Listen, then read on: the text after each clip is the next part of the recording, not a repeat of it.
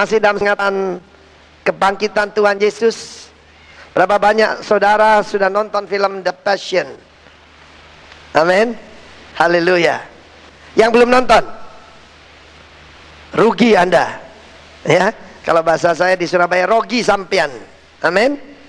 Segera lihat dan biarlah kasih mula-mula itu boleh timbul. Pak Niko berkata ketika dia nonton film itu, kasih mula-mula itu muncul lebih kuat dari sebelumnya. Oke, saya akan memberikan sebetulnya arti daripada kebangkitan Tuhan Yesus. Karena banyak daripada anak-anak Tuhan memberikan salam Happy Easter satu dengan yang lain. Easter tidak ada dalam kekristenan. Dan kita tahu bahwa kekristenan berasal daripada Yudaisme. Yang ada Paskah. Pesach itu tanggal 14 bulan Nisan. Dan 3 hari kemudian, hari ketiga, Tuhan Yesus disalibkan pada tanggal 15 bulan Nisan. Ya saudaraku. Dan tanggal itu hari raya roti tak beragi, tanggal 17 bulan Nisan punya arti. Sebagaimana kalau kita berbicara pada bangsa lain, kita bilang kamu tidak merayakan 21 April hari Kartini, dia akan heran saudaraku. Sebab orang lain tidak merayakan hari Kartini, ya. Atau 17 Agustus buat bangsa lain tidak berarti, buat kita berarti. Itu hari proklamasi kemerdekaan. Demikian juga 4th of July buat orang Amerika berarti, buat kita nggak berarti. Tanggal 4 bulan Juli. Demikian juga saya mengajak kita mengingat apa arti tanggal 17 bulan Nisan yang kita rayakan itu saudara. Tanggal 17 bulan Nisan dalam firman Tuhan pertama-tama dalam kejadian 8 ayat keempat, yaitu Bahtera Nuh mendarat di atas gunung Ararat. Bahtera Nuh mendarat di atas gunung Ararat, kejadian 8 ayat keempat. Satu ayat ini aja kita baca dulu. Pada zaman sebelum, yaitu mereka mengalami Exodus, maka bulan Nisan disebut bulan Abib. Dan dalam kejadian pasal 8 ayat keempat dikatakan begini, dalam bulan yang ke-7, pada hari yang ke-17 bulan itu, terkandaslah Bahtera itu pada pegunungan Ararat. Kalau terkandas kok tidak enak ya. Bahasa aslinya rested, mendarat dengan baik-baik. Amin saudaraku. Kalau terkandas itu tak terkendali atau mendarat, tidak saudara. Dan tanggal 17 bulan yang ke-7 adalah tanggal 17 bulan Nisan. Noah atau Nuh itu artinya rest. Dan inilah kata kunci buat setiap anak Tuhan, yaitu rest. Tahukah saudara bahwa hanya keluarga Nuh bisa rest pada saat itu? Perahu dalam aksara Mandarin itu 8 mulut di dalam satu perahu. Dan 8 mulut itu 8 manusia, ya. 8 manusia itu Nuh dan ketiga putranya dan istri-istri mereka, pas 8 manusia. Sementara yang lain saudaraku sedang mengalami banjir. Jakarta baru mengalami banjir ya, tapi cuma 1 meter 20 cm mungkin ya, setinggi pinggang saja. Itu sudah repot saudara. Apalagi pada saat Tuhan membinasakan bumi dengan air bah. Tidak ada satupun yang bernafas lewat lubang hidung yang hidup saudaraku. Semuanya binasa. Nah, saya bisa bayangkan karena itu panik. Pada waktu Nuh mengatakan Tuhan akan membinasakan bumi karena kejahatan manusia. Oh, mereka ketawa. Sebab waktu itu nggak ada hujan. Ya, nggak ada hujan. Apalagi banjir saudaraku. Hujan aja nggak ada. Tapi Tuhan membuka tingkap langit. Lalu saudaraku sumber-sumber air dari dalam laut terbuka semuanya. Dan rumah, bukan cuma rumah-rumah tenggelam saudara, ya, pohon-pohon tenggelam, bahkan gunung-gunung pun tenggelam. Pada saat itu saya bisa bayangkan kepanikan ada di seluruh dunia. Dan saat ini juga saudaraku, mungkin banjirnya bukan banjir air, tapi banjir hutang saudaraku, ya. Dan banyak orang ketakutan. Itu bedanya anak Tuhan dengan yang lain. Anak Tuhan yang mengalami kuasa kebangkitan, dia akan mengalami rest. Katakan bersama saya, rest. Siapa yang tadi malam bisa tidur? Ngisi-ngisi nih. Anak Tuhan kok tidak bisa tidur saudaraku, ya. Sebab Tuhan kita hidup. Saudara yang kasih Tuhan, ini buktinya kalau orang ada di dalam Kristus, dia di dalam bahtera keselamatan. Ya, coba lihat orang dunia, panik. Baru telepon naik, panik saudaraku. Apalagi listrik naik, apalagi BBM naik, apalagi gajinya tidak naik saudara. Wah, mereka pikir hidupnya itu karena keuangannya. Apalagi sekarang saudara, Saya berasal dari Bali. Orang Bali tidak pernah kenal yang namanya krisis. Sementara orang Jakarta itu krisis, orang Bali tenang-tenang. Apa itu krisis saya tidak kenal, katanya saudaraku. Sebab mereka dapat uang dolar, saudaraku. Iya. Tetapi apa yang terjadi ketika kena bom Bali, saudara? Maka toko-toko sepi, hotel-hotel sepi, hotel-hotel di PHK dan sebagainya, saudara. Tetapi anak Tuhan tetap bisa bersuka cita. Kalau saudara di dalam kapal keselamatan, bahtera keselamatan itu gambaran dari Kristus. Barang siapa di dalam Kristus akan tetap tenang, saudara. Ya, orang lain berkata, mati aku. Oh, mereka naik gunung yang lebih tinggi, pohon yang lebih tinggi, segala macam. Kalau perlu nginjak orang lain. Tapi yang di dalam bahtera keselamatan bisa santai-santai, bisa tenang. Amin, saudara. Saudara, kalau saudara di dalam bahtera, tidak peduli tingginya 10 meter, atau 100 meter, atau 1 kilometer, atau 10.000 meter seperti palung di Banda, tidak ada masalah. Amin, saudaraku. Bahtera itu akan selalu ada di atas. Karena itu salah satu tanda orang alami kuasa kebangkitan, dia itu rest in the Lord. Yang mengerti, tepuk tangan buat Tuhan Yesus. Haleluya. Karena suara pengkhotbah kurang, belakangan Tuhan berbicara lewat gempa bumi, saudaraku. Ya, gempa bumi itu, saudara, banyak orang jadi ketakutan. Saya waktu mengalami gempa bumi, istri saya bangun kaget, lalu dia lompat ke atas saya, saudaraku. Dia berkata, gempa bumi. Saya angkat tangan, Maranatha, datanglah Tuhan Yesus. Dan saya menikmati rumah saya digoyang. Orang lain keluar dari, ada yang sampai patah kaki, kan apa? Panik. Anak Tuhan enggak, saudaraku, tetap tenang. Amin, saudaraku. Itu buktinya kalau kita di dalam Tuhan. Orang lain soal kesan ketakutan karena banjir kesulitan, banjir masalah sedang meninggi, suhu politik sedang naik. Anak Tuhan yang di dalam kapal keselamatan tetap sukacita. Tepuk tangan buat Tuhan. Amin, saudaraku. Anda harus mengerti bahwa bahtera Nuh itu modelnya bukan kapal, tapi sebuah kota, saudara. Panjangnya 300 hasta, lebarnya 50 hasta, tingginya 30 hasta, terbagi 3 tingkat. Dan pintu itu ada di lambung kapal, yaitu pada tingkat yang kedua. Itu gambaran Bapa, Putra, dan Roh Kudus. Dan yang kedua itu gambaran pada Kristus.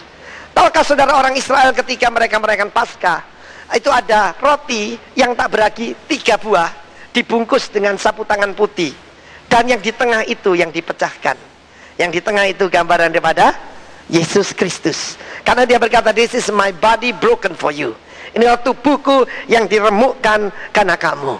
Kalau putranya saja diberikan, masakan dia tidak memberikan yang lain bersama-sama dengan dia. Amin, saudara. Karena itu setiap saudara yang ada di sini, kalau saudara melihat gejala, saudara akan takut. Saya masih ingat ketika saya terkena virus Agustus yang lalu, dalam waktu cuma 1-2 hari, berat badan saya turun 6-7 kilo, saudara. Drastis merosot.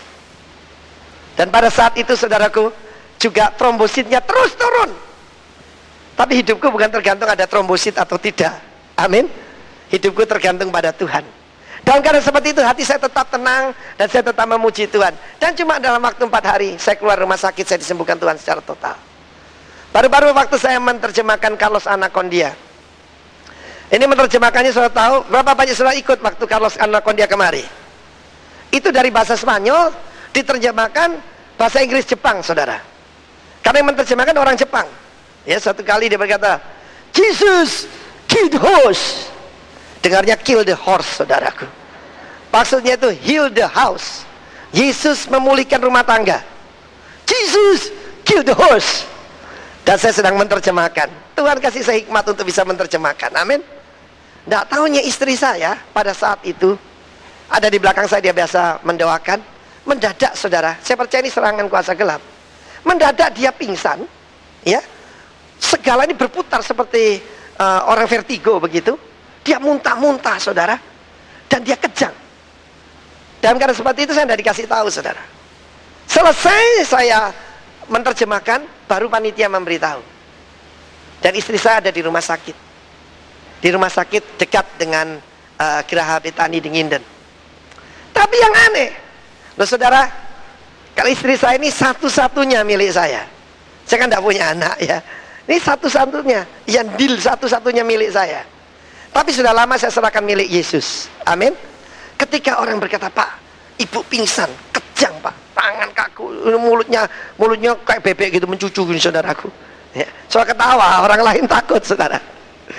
Dan ininya apa, tekanan darahnya, istri saya biasa tekanan darahnya super rendah, sampai tidak boleh memberikan transfusi darah, ini tidak boleh memberikan apa, donor darah. Cuma 100 saudara.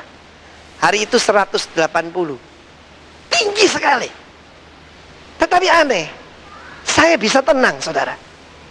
Ketika sopirnya ngebut, oh jangan ngebut, pelan-pelan saja. Loh Pak, tidak apa-apa, oh tenang saja. Dia di tangannya Yesus. Di tangannya Yesus lebih baik dari di tangannya saya. Amin. Sebab Tuhan Yesus hidup. Amin. Tepuk tangan buat Allah kita. Amin. Ketika saya sampai ke sana, saya lihat dia dalam keadaan masih kejang saudara. Tangannya masih kejang. Saya bilang jangan takut. Biasanya aku disembuhkan Tuhan, sekarang kamu yang ngalami. Saya bilang, aduh kasihan istriku, aduh istri semata wayang. Enggak saudara, yang keluar harus positif. Saya bilang jangan takut, Tuhan biasa menyembuhkan saya, sekarang kamu yang ngalami. Benar saudara. Selesai kebaktian, Karsono Kondi akan doakan orang satu-satu. Dia datang ke rumah sakit dan dia berdoa untuk kita. Begitu dia berdoa, saya katakan seketika, bukan nunggu 5 menit, seketika istri saya pusingnya hilang, berhenti muntah saudaraku, dia langsung sembuh. Dan bukan cuma itu, tekanan darahnya turun tinggal 110 saudaraku, seketika. Sebab apa? Sebab Yesus hidup.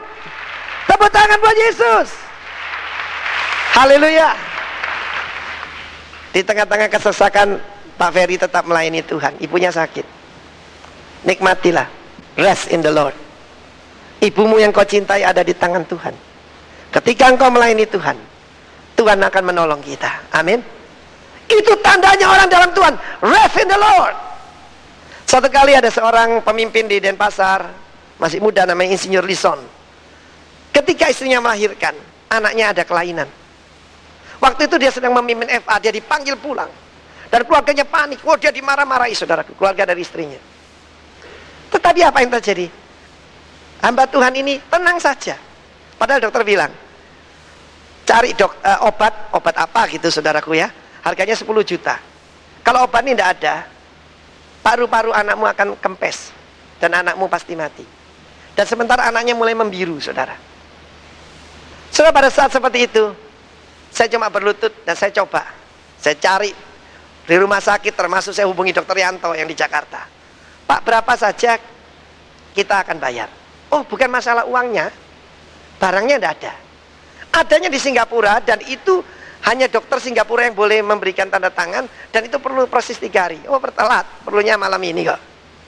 Tetapi saudaraku, pada keadaan seperti itu, saya dan saudara ini, kita berhadapan dengan inkubator di mana anak itu diletakkan, kurus sudah. Itu tinggal nunggu paru-parunya kempes, anak begitu kecil saudara, dan tinggal menunggu kematian. Lalu kita berdua nyanyi. Itu tanda orang dalam Tuhan. Di tengah-tengah orang panik nyanyi, wah keluarganya tambah melotot saudara. Sebab keluarganya belum Kristen ya. Ini anak mau mati tambah nyanyi. Kita nyanyi kemurahan-Mu lebih dari hidup. Lalu saya sehati, saya bilang, Tuhan, Engkau sanggup menyangga bumi ini di atas nothingness, di atas kehampaan. Apa sulitnya buat Tuhan nopang paru-parunya anak sekecil ini? Bagi Tuhan tidak ada yang mustahil. Dan apa yang terjadi? Anak itu lewat krisis sembuh tanpa obat saudaraku, karena nyanyian, pujian. Tepuk tangan bagi Allah kita. Yes, rest in the Lord. Tuhan sanggup mendaratkan bahtera saudara. Mungkin saya bahtera rumah tangga saudara sedang dihantam gelombang. Mungkin saat ini saudara sedang mengalami, yaitu banyak tekanan. Rahasianya cuma satu, istirahat dalam Tuhan. Bukan acuh-acuh loh, istirahat dalam Tuhan. Sementara orang-orang lain naik pohon, naik gunung, maka Nuh dan putra-putranya, mereka bisa memuji Tuhan di dalam bahtera. Amin. Keluar dari bahtera langsung memberikan korban kepada Tuhan. Bagaimana keadaan saudara? 17 Nisan adalah saat bahtera Nuh mendarat di atas gunung Ararat. Saudara, kunci yang kedua, arti daripada 17 Nisan adalah Israel secara mukjizat menyeberang Laut Merah. Kunci kedua adalah miracle. Orang Kristen bukan cuma rest in the Lord, mereka juga hidup penuh dengan mukjizat. Amin. Saudara yang kasih, saya mendengar kesaksian dari, saya boleh baca nanti dari kitab Keluaran ya, pasal 14. Itu tanggal 17 Nisan. Sebab 3 hari sebelumnya, pada hari yang sama, at the very same day, Tuhan mengeluarkan mereka dari tanah perbudakan. Dan pada tanggal 14 bulan Nisan, Tuhan membuat perjanjian dengan nenek moyang mereka, itu Abraham. Hari ketiga, tanggal 17 itu, mereka berhadapan dengan laut, di depan belakangnya tentara Firaun. Ada seorang teman saya, dia pengusaha pariwisata. Dia punya tanah di daerah ujung timur daripada Jawa Timur, saudara ya. Itu di Banyuwangi Selatan. Namanya G-Land, gitu. G-Land. Sebab itu tempatnya orang surfing. Dan untuk pergi ke tempat itu, waktu itu tidak bisa lewat jalan darat. Jalan darat bisa, tapi jalan kaki, lewat hutan. Harus melalui laut. Dan saudaraku, pertemuan dari Samudra Hindia dan juga Laut Jawa lewat Selat Bali itu menimbulkan satu gelombang yang berbahaya, namanya Pelawangan. Dari Pelawangan sudah tahu itu artinya pintu gerbang. Tapi pintu gerbang kemana, saudaraku? Itu pintu gerbang kepada tempat yang dalam. Sebab setiap tahun ada, hampir setiap bulan mesti ada orang mati keseret ombak, keluarnya berkilo-kilometer, saudaraku, di laut Samudra Selatan, saudara. Saudara yang kasih Tuhan, dia harus melewati tempat itu. Dan dia naik, waktu itu kapalnya tentara, tempatnya stand gun dilepas, dan dia duduk di situ. Dan nanti akan ada hitungannya. Ketika gelombang datang, mereka harus masuk. Dan gelombang berikutnya akan masuk, datang lagi. Dan kalau sampai jatuh, tidak ada obatnya. Pasti keseret arus bawah, berkilo-kilometer, keluar nanti jadi bangkai. Karena itu Pelawangan ini sangat berbahaya, saudara. Teman saya ini kurang terlalu rohani, tapi ibunya sangat rohani. Dan ibunya berdoa untuk putranya. Pada waktu dia melewati itu, saudara, gelombang pertama datang, dia terpukul, dia masuk ke dalam laut. Ketika itu, saudaraku, dia cerita, dia tidak sempat bisa bernapas. Dia digulung oleh gelombang sampai ke dalam. Dan begitu keluar, ada gelombang kedua dan gelombang ketiga. Dan dia cerita, pada saat itu dia sekolah di Jerman, semua ilmunya hilang. Mendadak, saudaraku, tidak tahu dari mana dia berbahasa roh, saudara. Ketika dia berbahasa roh, dia digulung gelombang yang ketiga secara aneh. Dia tidak diseret ke bawah, dia keluar. Dan dia naik ke atas permukaan. Dia selamat, saudara. Sebab firman Tuhan berkata, pintu gerbang alam maut, termasuk Pelawangan, tidak akan berkuasa atasmu. Kita umat Tuhan adalah umat yang penuh dengan mujizat. Tepuk tangan buat Tuhan kita. Yeay! Salah satu lagu kesayangan Pak Niko yang sering dinyanyikan adalah God Will Make a Way Where There Seems to Be No Way. Dulu saya yang terjemahkan, saya terjemahkannya keliru. Ya, saya masih ingat lagu itu. God will make a way while there seems to be no way. He works in ways we cannot see. God will make a way for me. He will be my guide. Hold me closely to his side. With love and strength, with each new day, he will make a way. He will make a way. Coba saya nyanyikan bahasa Indonesia. 1, 2, 3. Stop. Dia apa? Buka jalan atau buat jalan? Siapa yang dibuka jalan? Angkat tangan. Saya minta maaf, saya yang terjemahkan keliru, saudaraku. Ya, bukan he open the way, he will make a way. Well, there seems to be no way. Jadi bukan dia buka jalan, tapi dia buat jalan. Amin. Dia buat jalan, nyanyi. Saat tiada jalan, dengan cara yang ajaib, dia buat jalan bagiku. Dia akan menuntun dan memeluk diriku. Dengan kasih dan kuasanya, dia buat jalan. Dia buat jalan. Kalau dia buka jalan itu, jalannya sudah ada. Cuma di barikade, mungkin rahasia KTP. Amin. Tapi jalannya sudah ada. Dia memang buka jalan bisa. Tetapi bahasa aslinya nama kitab, He will make a way in the wilderness. Dia membuat jalan bahkan melalui samudra raya yang hebat. He will make a way, not He will open a way. No. Bahkan Yesus berkata, I am the way. Akulah jalan. Jalan dalam bahasa Ibrani adalah derek. Amin. Saudara yang mau punya anak laki-laki kasih nama Derek. Derek itu artinya jalan, way. Amin, saudaraku. Sekarang banyak orang jalan buntu. Siapa di sini ibu-ibu yang hamil? Anaknya kasih nama Derek, seperti hamba Tuhan Derek Prince. Amin. Jangan kasih nama Michael Jackson ya. Amin. Haleluya. He will make a way while there seems to be no way. Kalau saudara ketemu jalan buntu, Yesus spesialis membuat jalan di mana tidak ada jalan. Kalau ada gunung pun dibelahnya gunung itu. Kalau ada laut, laut pun dibelahnya. Orang Israel ketika merayakan Paskah, pertama mereka juga makan sayur pahit. Sayur pahit itu seperti wasabi itu loh. Wasabi restoran Jepang kan buat orang nangis kan, untuk mengingat, zaman dulu penderitaannya pahit. Kemudian mereka akan mengambil piring isinya air garam. Air garam ini menggambarkan the Sea of Reeds, Yam Suf, yaitu laut teberau yang Sea of Reeds diterjemahkan laut merah itu. Dan saudara, mereka ambil sayur, dipukulkan 2 kali ke air garam ini. 2 kali. Yang pertama kali adalah ketika mereka mengingat nenek moyang mereka bukan orang pelaut, tapi nenek moyang mereka adalah yang melintasi maut. Melintasi laut, saudara. Maut juga sudah, Tuhan Yesus, ini laut. Tetapi ketika kedua, yaitu Firaun mengejar, maka Tuhan membuat keretanya jadi miring, saudaraku. Ya, lalu dikuburnya musuhnya hidup-hidup. Karena itu yang pertama, saudaraku, kita harus tahu 17 Nisan adalah rest. Jadi kunci pertama buat orang Kristen begini. Semua begini. Merem, ngorok sedikit.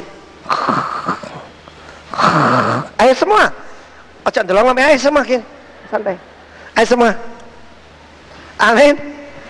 Saudara, cari pasangan hidup, nggak usah banting harga. Amin, nggak ada di sini. Ya, jangan saudaraku. Ya sudahlah. Dulu, Tuhan minta yang cinta engkau. Kemudian selanjutnya, yang pokoknya laki-laki lah Tuhan. Nah, jangan saudaraku. Itu namanya nggak rest. Dalam Tuhan kita rest in the Lord. Amin.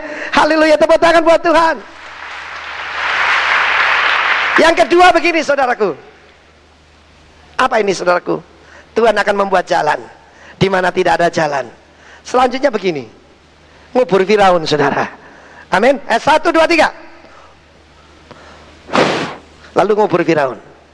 Tapi jangan bayangkan ngubur mertuanya loh, jangan. Ini Firaun nih, roh jahat. Amin. Nyanyi, He will make a way. Haleluya. Dia buka jalan. Dia buat jalan. Dia buat jalan saat tiada jalan. Dengan cara yang ajaib, Dia buat jalan bagiku. Dia akan menuntun dan memeluk diriku dengan kasih dan kuasanya. Dia buat jalan, Dia buat refrennya, Dia buat jalan di padang gurun. Haleluya. Dia buat jalan di padang gurun, sungai-sungai. Haleluya. Sungai-sungai di padang belantara. Haleluya. Langit bumi kan lenyap, tapi firman-Nya tetap. Dan ini Dia buat jalan, Dia buat jalan saat tiada jalan. Dengan cara yang ajaib, Dia buat jalan bagiku. Dia akan menuntun dan memeluk diriku. Dengan kasih dan kuasanya, Dia buat jalan, Dia buat jalan.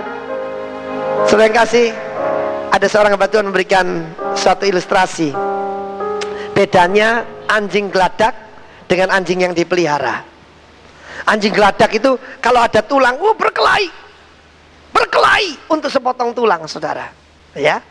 Tetapi kalau anjing herder peliharaan, saya tidak punya anjing herder, saya punya anjing Shih Tzu, itu tidak pernah stres.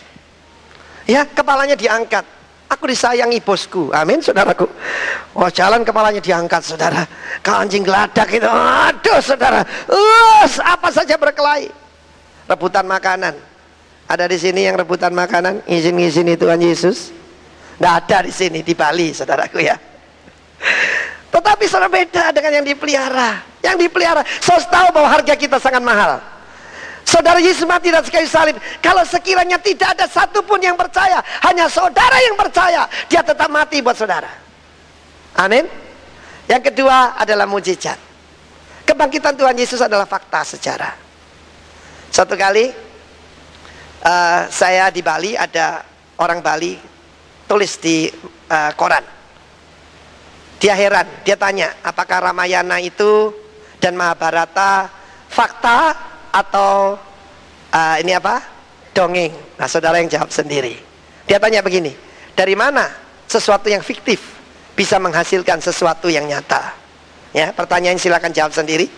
Tetapi saudaraku, kebangkitan Yesus dari antara orang mati, orang Israel melalui laut Teberau, itu bukan dongeng, itu fakta sejarah, dan itu kebenaran. Dan saudara saya bisa mengalami mujizat, sebab mujizat sudah dibuktikan dengan bangkitnya Yesus dari antara orang mati. Ada dulu seorang raja di Austria tanya kepada salah satu penasihatnya, apa bukti Allah itu hidup? Lalu mereka, penasihatnya berbisik, orang Yahudi Tuanku. Saya lihat bagaimana Tuhan menyelamatkan orang Israel. Kalau saya lihat itu, saudara akan tahu juga kita sebagai Israel rohani karena Yesus Kristus, kita juga pasti dipelihara oleh Tuhan, diberi kemenangan oleh Tuhan. Tepuk tangan buat dia. Katakan rest, miracle. Nah, itu saudaraku. Yang ketiga, tanggal 17 bulan Nisan adalah tanggal di mana bangsa Israel memakan, yaitu buah yang pertama, hasil pertama di tanah perjanjian. Ayatnya dalam Yosua pasal kelima. Amin. Dan Yosua pasal kelima, setelah mereka merayakan Passover, Pesach, tanggal 14 bulan Nisan, setelah mereka keluar tanah Mesir, bulan ke-7 jadi bulan pertama, saudara. Bulan pertama untuk agama mereka. Dan saudara, tanggal 17, hari berikutnya, yang disebut hari berikutnya itu hari kebangkitan Tuhan Yesus, adalah saudara, hari di mana mereka makan buah sulung. Ketika buah sulung diterima di satu tempat, maka mereka akan mengangkatnya di hadapan Tuhan. Mengangkatnya di hadapan Tuhan, dan itu suatu pernyataan iman bahwa Tuhan yang memberikan buah sulung akan memberikan great harvest. Amin, saudaraku. Berapa banyak saudara di sini pernah membawa satu jiwa saja pada Tuhan? Angkat tangan. Nah, angkat tangan. Kalau enggak, buat apa saudara hidup dan dipelihara Tuhan? Satu jiwa saja pada Tuhan. Coba angkat tangan. Saya tahu itu buah sulung. Ya, kalau yang tidak pernah bawa jiwa, maaf saudara, jangan selfish. Kita dipelihara bukan supaya kita masuk surga. Kita dipelihara supaya membawa jiwa orang pada Tuhan. Amin. Buah sulung sekalipun cuma satu, Tuhan menjamin satu tuaian yang besar. Ketika saya bertobat, saya tidak bisa pergi jauh. Saya injili anak muda yang ada di kamar saya, dan juga tetangga saya kamar sebelah, saudara, di rumah sakit. Tetapi karena saya setia melangkah ke kamar sebelah, Tuhan mengirim saya sekarang sampai kemana-mana. Buah sulung itu, kita akan melihat satu harvest. Orang Kristen, jangan percaya pada kegagalan, tapi percaya kepada penuaian. Amin, saudara. Harvest itu tuaian. Karena itu, saya punya kebiasaan yang saudara boleh tiru, tidak ditiru ya juga tidak apa-apa.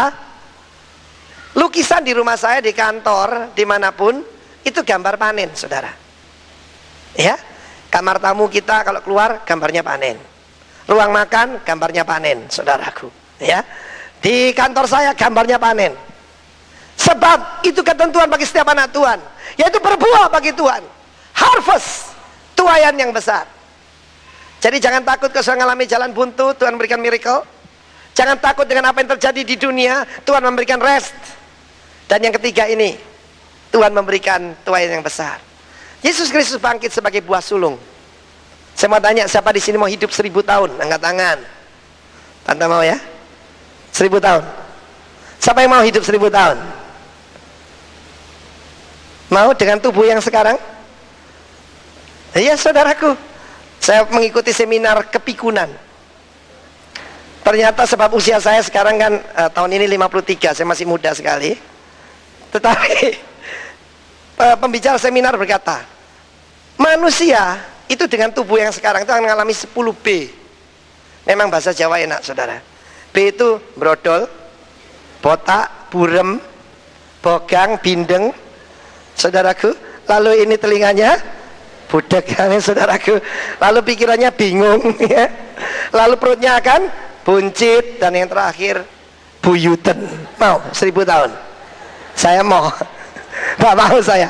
Tapi tubuh kemuliaan yang akan diberikan kepada kita adalah seperti tubuh Tuhan Yesus. Waktu dibangkitan tidak pernah sakit, tidak bisa keriput, tidak bisa tua, tidak perlu makan, tidak apa-apa. Kalau mau pergi ke luar negeri lebih cepat dari 1 detik, saudaraku. Dengan tubuh itu kita akan memerintah bersama Yesus sampai selama-lamanya. Karena Yesus sudah bangkit, saudara juga akan bangkit. Haleluya. 17 bulan Nisan itu dimulai Sabtu malam jam 6 sore dan sampai Minggu hari pertama itu, karena perhitungan mereka bukan jam 12 tapi jam 6 sore. Maka pada hari yang ketiga seperti yang dikatakannya, dia bangkit dari antara orang mati. Saudara yang kasih, satu kali saya dikatain seseorang, orang Kristen di Indonesia udah terdesak. Kenapa? Hari Natal dulu dirayakan berapa hari? Waktu saya masih muda, hari Natal dirayakan 2 hari. Siapa yang pada ngalami? Ya, yang muda tidak ngalami. Dulu 2 hari, sekarang tinggal 1 hari. Saya bilang jangan ketawa dulu. Tahukah Anda, masih ada 52 hari raya Kristen yang dirayakan orang Indonesia. Dia tanya yang mana? Hari Minggu. Hari Minggu itu hari apa saudara? Kenapa merah itu? Ada seseorang yang sudah mengalahkan maut, namanya Yesus Kristus, dan dia adalah putra Allah, dia adalah Mesias, dan dia sudah mengalahkan kematian. Tepuk tangan bagi Tuhan. Benar saudaraku. Yang lain wafat almarhum. Yesus almarhum cuma 3 hari. Amin. Saya ingat Reinhard Bonke pernah diejek orang, Tuhanmu itu tidak bermodal, kurang bonafit. Loh kenapa? Kuburan pinjem, keledai pinjem. Bongke dapat ide. Dia bilang, ya pakainya cuma 3 malam ya, buat apa? Beli katanya, pinjem saja. Dia tanya orang itu, kebetulan turis. Kamu kan turis, berapa lama? Kamu beli rumah di sini? Oh ya enggak, saya enggak tinggal di sini. Betul juga, Yesus rumahnya di sorga. Jadi dia cuma perlu 3 hari, dia pinjam saja. Tepuk tangan buat Tuhan Yesus. Yes, kalau Yesus mati, saudara bisa stres, bisa putus asa. Tetapi karena dia hidup dan hidup untuk selamanya, engkau tidak pernah mengalami kekalahan, tapi engkau mengalami victory, kemenangan. Coba angkat jari begini. Jadi yang pertama rest. Ayo semua, ayo ngorok, ayo 1, 2, 3. Ayo, suara ngoroknya mana? Ayo semua 1, 2, 3. Biar iblis stres saudaraku, sebab saudara rest in the Lord. Amin. Kalau iblis berkata, coba lihat suamimu tambah kurang ajar, itu kiwir-kiwirnya, wewe gombelnya dibelikan motor baru, misalnya begitu, saudara berkata, sebab Yesus hidup, Yesus yang akan membereskan. Tepuk tangan. Yang kedua, kalau saudara mengalami jalan buntu, saudara jangan khawatir, Yesuslah jalan. Amin saudaraku. Dia membuat jalan di mana tidak ada jalan. Saya mengalami samudera raya yang berat, yang hebat. Jangan takut saudara. Tuhan adalah Allah yang mujizat. Saudara, minggu yang lalu saya berdiri di proyek di mana kami membangun sekolah Kristen di Bali. Sekarang ini sudah sampai SD kelas 5. Dan waktu yang tepat Tuhan memberikan kita tanah, kita bangun gedung di atasnya. Tahap pertama bulan Juli ini akan dipakai. Tetapi tahap kedua dan ketiga masih belum. Dan saat itu pimpinan proyek berkata, "Pak, beli besi beton dong Pak.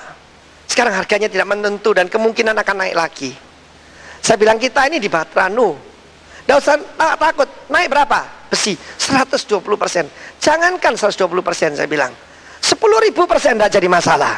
Sebab kita ada di kapal, berapapun naik pasti kita bisa mengatasinya. Tapi saya tidak punya uang beli besi beton, saudara. Tapi apa yang terjadi? Pada waktu pelayanan di Papua bulan yang lalu, ada seorang pengusaha Surabaya ikut dengan saya. Dan saya ini sangat menular, saudara. Bukan menular flu, tapi menular berbuah dalam Tuhan. Apa yang terjadi? Istrinya hampir 40 tahun, hamil, punya anak, saudara. Waduh, dia sukacita luar biasa. Saya diundang makan. Dia tidak tahu kebutuhan saya. Saudara, apa yang terjadi? Dia bilang, "Pak," dia pengusaha besi beton, "saya mau memberikan persembahan khusus. Tuhan memberikan saya berkat yang luar biasa. Saya kirim 20 ton besi beton kepada Anda." 20 ton? Haleluya, saudaraku. Sekarang saya bingung ditaruh mana besi betonnya, saudara. Allah kita adalah Allah yang luar biasa. Tepuk tangan, amin. Nah, sampai di sana hari Minggu, saya biasa kalau di Jakarta, Surabaya ditaruh di kebaktian-kebaktian yang besar seperti ini. Saya ditaruh di daerah utara Surabaya, di Mulyosari, Betani Yobel. Dan saudara, ketika saya berkhotbah, ada seorang ibu maju ke depan. "Pak, sudah lama saya cari Bapak. Bapak masih ingat saya?" Terus terang lupa, saudara. 8 tahun yang lalu, apalagi 8 tahun yang lalu, saudara ya. 8 tahun yang lalu, saya dalam kesulitan besar. Saya utang 5 miliar, saya hampir bunuh diri. Lalu Pak Arifin berkata, "Yesus sanggup menolong engkau, bayar semua utangmu." Sekarang Pak, hutang saya sudah lunas semua. Bahkan saya diberkati Tuhan. Saya sekarang punya 10 toko. Waduh, puji Tuhan. Dari minus 5 miliar punya 10 toko. Dan bukan cuma itu, dokter berkata saya tidak bisa punya anak. Ya, lalu Bapak berdoa, "Anak saya sekarang udah besar Pak. Saya cari-cari Bapak dan saya tidak pernah kebaktian di sini," katanya. "Tidak tahu kenapa saya kepingin ke sini, saya tidak tahu Bapak khotbah di sini. Tolong nomor rekeningnya Pak." Nah, kenapa? Toko saya mau jual 1, saya kirimkan ke Denpasar uangnya. Praise the Lord. Tepuk tangan. Haleluya. Satu kali saya pelayanan, saudaraku, ini memang dicari-cari ya. Kita, karena mobil kita baru waktu itu karnival, punya teman saya, ditahan di Blitar. Ketika ditahan di Blitar, saudara, berarti saya tidak bisa pulang, tidak ada kendaraan ya. Saya berdoa, "Tuhan, Engkau sanggup membuat jalan di mana tidak ada jalan." Pertama, saya tidak mau nyogok ya. Kedua, memang dicari perkara mobil ini, mobil baru, saudara, CBU waktu itu ya, masih langsung import, saudara. Dan ditahan, saudara, katanya suratnya nggak beres, padahal tidak. Saya tahu apa yang terjadi. Tanpa saya tahu, selesai saya mandi, mobilnya keluar loh. Siapa yang melepaskan siapa? Ada pengusaha, namanya Timotius Arifin. Kepercayaan seberang, namanya Arifin juga, saudara. Dan dia dengar khotbah saya, dia ganti nama Timotius Arifin, saudaraku. Dan dia temannya polisi itu.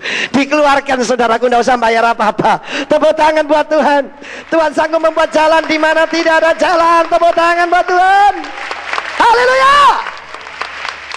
Allah kita adalah Allah yang memberikan inspirasi. Allah yang memberikan jalan di mana tidak ada jalan. Satu kali ada seorang pengusaha, supermarketnya lagi sepi. Dia nginep di rumah saya, dan kita biasa doa pagi, jam 6 pagi. Jam 6 pagi dia tidak biasa bangun pagi, tapi karena mungkin sungkan sama saya, setiap pagi dia ikut doa pagi. Mendadak dia dapat ide. Idenya begini, kenapa saya tidak buka pasar pagi di supermarket? Tidak ada supermarket, buka pagi, bukannya jam 9. Dia buka jam 6 pagi, saudara. Saudara, dia cuma dapat ide. Tuhan tidak memberikan modal, Tuhan memberikan ide. Dia cerita saya, supermarketnya tidak terlalu besar-besar kali, tetapi dia jualan kangkung, jualan segala macam, saudaraku. Dia buka pasar pagi, dia cerita omsetnya hampir 1 miliar. He will make a way. There seems to be no way. Dan satu hal, saudaraku, Tuhan berjanji akan memberikan, yaitu tuaian yang besar. Hari ini para gembala FA yang ada di sini, saya mungkin dapat ikan kecil, bukan ikan paus, bukan ikan kakap. Ucap syukur dengan 1 jiwa, dan Tuhan akan memberikan jiwa-jiwa yang lain. Amin. Harvest, katakan harvest. Dan yang paling akhir itu victory, kemenangan. Ada dua tante saya meninggal 2 tahun ini. Yang satu usianya 84, satunya usianya 81 tahun. 82, satunya 84, satunya 82. Dan saudara, kedua-duanya ketika akan meninggal itu memberkati. Jadi semua orang yang masuk ke kamarnya itu diberkati. Dan kedua-duanya saya ajari untuk berkata begini, Bapak, ke dalam tanganmu kuserahkan nyawaku. Itu doa anak kecil, ya, doa anak kecil sebelum tidur. Dan saya bilang, kamu akan tidur. Doa, Bapak, ke dalam tanganmu kuserahkan nyawaku. Dan pergi dengan damai. Itulah orang beriman, saudara. Sebab maut sudah dikalahkan. Sebab maut sudah ditundukkan oleh Tuhan Yesus. You will eat the good of the land. Engkau tidak akan di padang belantara. Sebab buah sulung itu gambaran tanah perjanjian. Haleluya. Tanah perjanjian. Ketika saya datang ke Bali, struggle, saudara, ya, jemaat itu kelihatannya begitu-begitu saja. Tetapi ketika terjadi bom Bali, saudara, jiwa-jiwa datang. Sekarang, saudaraku, pertama kali kami punya gedung sebesar ini, jemaatnya waktu itu baru 1000, saudara. Sekarang jemaatnya ada 5000 lebih, belum terhitung anak-anak di Denpasar. Sebab saya percaya harvest. Saya tidak mau melihat sesuatu kegagalan. Sebab saya melihat Tuhan saya tidak pernah gagal. Tuhan yang saudara tidak pernah gagal. Saya selalu melihat tuayan. Tetapi saya tidak puas dengan 5000. Sebab Tuhan janji jutaan. Loh, kok diam, saudaraku? Tuhan janji puluhan juta. Loh, kok aminnya pelan, saudara? Tuhan sanggup menyelamatkan dengan jumlah sedikit maupun banyak. Hari ini berapa banyak saudara perlu mujizat dari Tuhan? Angkat tangan. Perlu mujizat? Tuhanmu adalah Tuhan yang bangkit dari antara orang mati. Ayo kita sukacita sebab dia hidup. Kunci A tadi. Kunci A. Sebab dia hidup. Bagi berdiri. Ada hari esok. Sebab dia hidup. Ku tak gentar. Karena ku tahu dia pegang hari esok. Hidup jadi berarti sebab dia hidup. Putra Allah Yesus namanya, menyembuhkan, menyucikan, bahkan mati, tebus dosaku, kubur kosong membuktikan dia hidup. Hey! Dia hidup, sebab dia hidup. Ada hari esok. Sebab dia hidup, ku tak gentar. Karena ku tahu dia pegang hari esok. Hidup jadi berarti sebab dia hidup. Sekali sebab dia hidup. Sebab dia hidup. Ada hari esok. Sebab dia hidup. Ku tak gentar. Karena ku tahu dia pegang hari esok. Hidup jadi berarti sebab dia hidup. Hidup jadi berarti sebab dia hidup. Hidup jadi berarti sebab dia hidup. Haleluya. Haleluya. Semua begini, pejamkan mata. Kata Tuhan, aku mau istirahat dalam Engkau.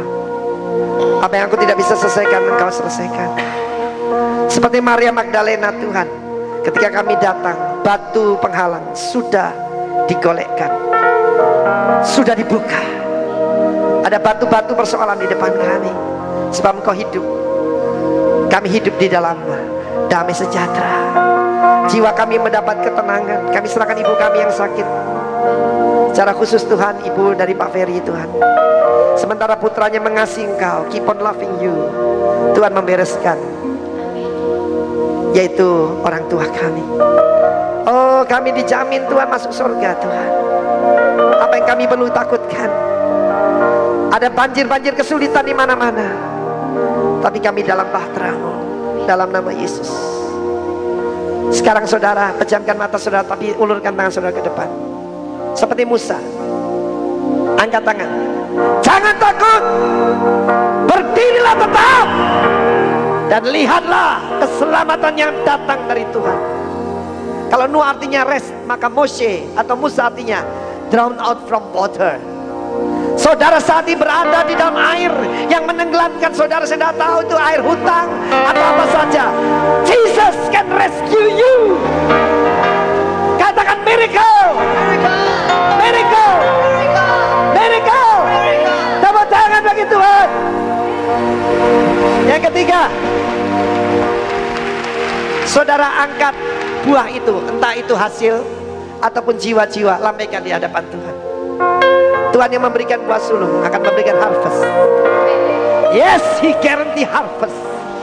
Katakan Tuhan, panen, harvest. Jangan dengan wajah panjang begitu, saudara, lambaikan di hadapan Tuhan dengan sukacita. Orang yang menabur dengan bercucur air mata pasti menuai sambil bersorak-sorai. Orang tuamu dituai, anak-anakmu dituai, orang-orang yang kekasih dituai. Tepuk tangan buat Yesus. Yang terakhir, victory. Tunjukkan pada kiri kanan saudara, victory. Kemenangan, kemenangan, kemenangan, kemenangan, kemenangan, kemenangan. Sebab Dia hidup, ada hari esok. Sebab Dia hidup, oh, ku tak gentar, karena ku tahu yang berkat hari esok. Hidup jadi gratis, sebab Dia hidup. Putra ada. Siapa namanya? Yesus namanya. Yeshua